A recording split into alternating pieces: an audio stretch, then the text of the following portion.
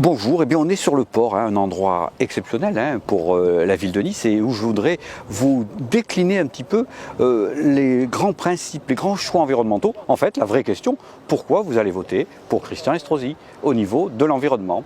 La première notion, c'est une notion de sécurité, une notion de protection, avec la création d'une agence de sécurité environnementale qui va permettre, bien entendu, de protéger tous les Niçois des épisodes méditerranéens, pluie, orages, inondations.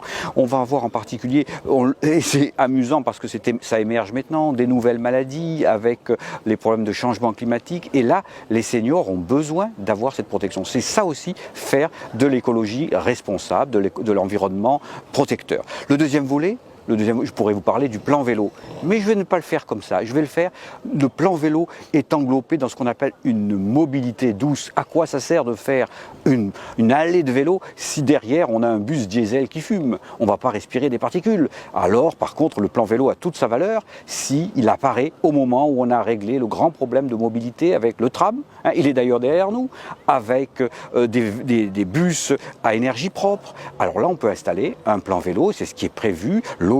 On peut aussi associer le covoiturage, l'autopartage, réfléchir aussi, c'est ce qui est prévu, sur des moyens de location différentes d'un véhicule pour voir comment on peut aider un petit peu nos concitoyens, parce que tous les Niçoises et tous les Niçois ne vont pas faire du vélo. Et c'est important aussi, et c'est ça une écologie responsable, de penser à eux. Bien sûr, un plan vélo, plus qu'un plan vélo, moi je dirais une philosophie vélo, une maison du vélo, une façon d'adapter, une façon de penser aussi vélo, mais intégrée dans une mobilité douce. C'est mon deuxième point.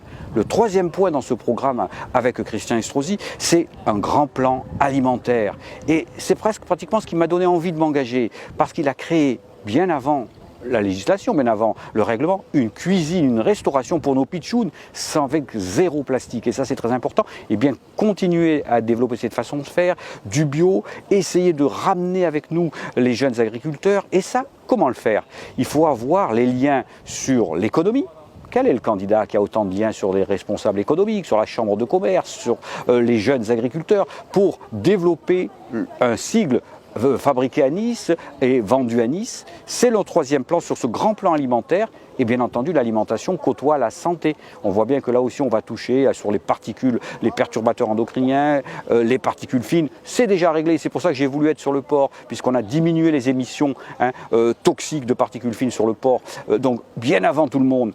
Et enfin, quatrième plan, c'est ce qui me touche le plus, c'est développer l'étude environnementale, l'éducation environnementale, et ça a été intéressant, avec en particulier cette maison de la Méditerranée pour tous. C'est nos jeunes qui vont avoir les clés du futur, c'est à eux bien entendu qu'il faut essayer d'apporter les grandes notions.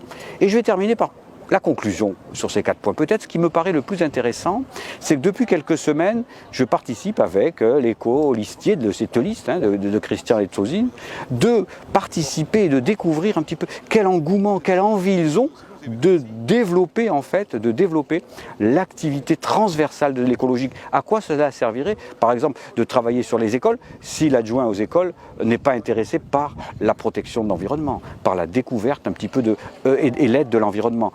Il ne suffit pas, donc vous voyez, de plonger avec des cachalots ou de plonger avec des dauphins. Tout le monde aime les dauphins, les cachalots, la montagne, le littoral.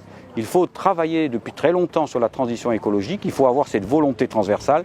C'est ce que, je pense, la liste de Christian Estrosi, et l'essentiel, c'est vous.